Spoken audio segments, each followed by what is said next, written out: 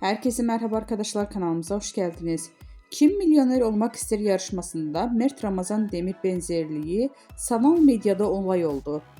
Kim Milyoner Olmak İster son bölümünde sorular değil bir yarışmacının ünlü oyuncu Mert Ramazan Demir'e çarpıcı benzerliği geceye damga vurdu. Yarışmacının yayınlanmasının ardından sosyal medyada kullanıcıları adeten alarma geçti.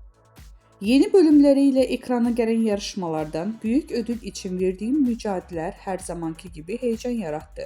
Ancak asıl konuşulan yarışmacılardan birinin Mert Ramazan Demir'e neredeyse birebir benzemesi oldu.